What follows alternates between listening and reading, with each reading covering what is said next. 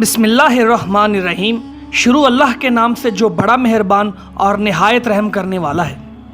دوستو، سورہ مدثر کی ابتدائی آیات میں نبی کریم صلی اللہ علیہ وآلہ وسلم کو کئی حکم دیے گئے ہیں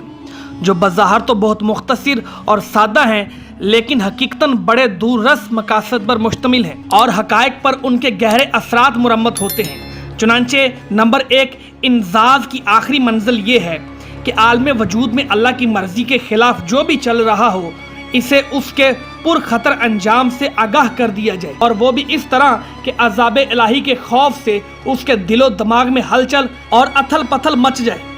نمبر 2، رب کی بڑائی اور کبریائی بجا لانے کی آخری منزل یہ ہے کہ روئے زمین پر کسی اور کی کبریائی برقرار نہ رہنے دی جائے، بلکہ اس کی شوکت توڑ دی جائے اور اسے الٹ کر رکھ دیا جائے، یہاں تک کہ روئے زمین پر صرف اللہ کی بڑائی باقی رہے۔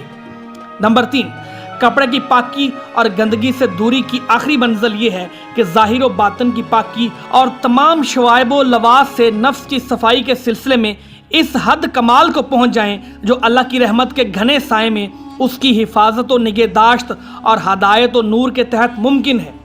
یہاں تک کہ انسانی معاشرے کا ایسا اعلیٰ ترین نمونہ بن جائیں کہ آپ صلی اللہ علیہ وسلم کی طرف تمام قلب سلیم کھینچتے چلے جائیں اور آپ صلی اللہ علیہ وسلم کی ہیبت و عظمت کا احساس تمام کج دلوں کو ہو جائے، اور اس طرح ساری دنیا موافقت یا مخالفت میں آپ صلی اللہ علیہ وسلم کے گرد مرتکز ہو جائے۔ نمبر 4، احسان کر کے اس پر کثرت نہ چاہنے کی آخری منزل یہ ہے کہ اپنی جد و جہد اور ناکامیوں کو اور کارناموں کو بڑائی اور اہمیت نہ دیں، بلکہ ایک کے بعد دوسرے عمل کے لیے جد و جہد کرتے جائیں اور بڑے پیمانے پر قربانی اور جہد و مشقت کر کے اسے اس معنی میں فراموش کرتے جائیں کہ یہ ہمارا کوئی کارنامہ ہے، یعنی اللہ کی یاد اور اس کے سامنے جواب دہی کا احساس اپنی جہد و مشقت کے احساس پر غالب رہے۔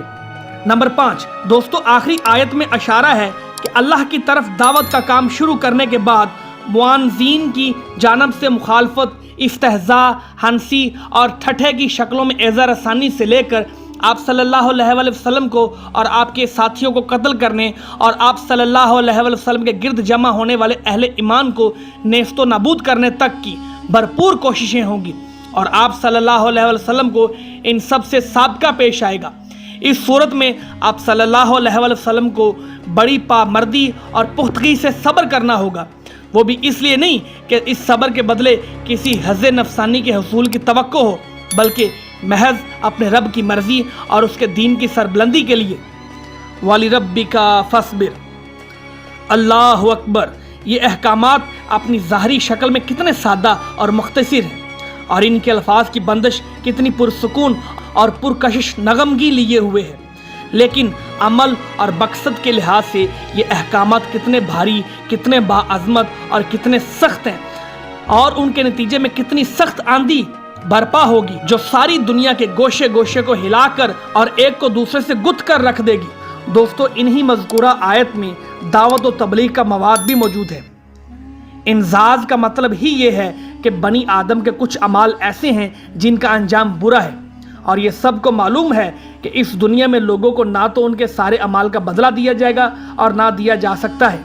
اس لیے انزاز کا ایک تقاضا یہ بھی ہے کہ دنیا کے دنوں کے علاوہ ایک دن ایسا بھی ہونا چاہیے جس میں ہر عمل کا پورا پورا اور ٹھیک ٹھیک بدلہ دیا جا سکے۔ یہی قیامت کا دن، جزا کا دن، بدلے کا دن ہے، اور پھر اس دن بدلہ دیے جانے کا لازمی تقاضا ہے کہ ہم دنیا میں جو زندگی گزار رہے ہیں اس کے علاوہ بھی ایک زندگی ہو۔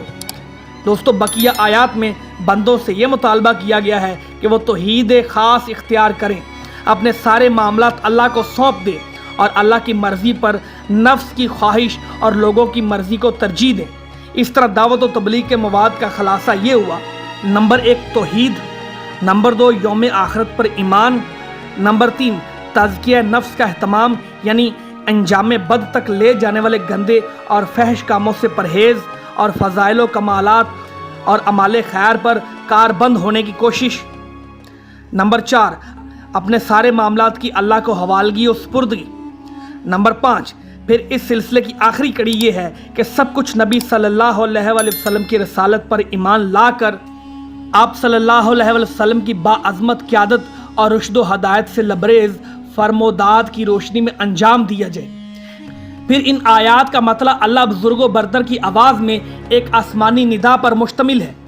جس میں نبی صلی اللہ علیہ وسلم کو اس عظیم و جلیل کام کے لیے اٹھنے اور نیند کی چادر پوشی اور بستر کی گرمی سے نکل کر جہاد و کفا اور سعی و مشقت کے میدان میں آنے کے لیے کہا گیا ہے۔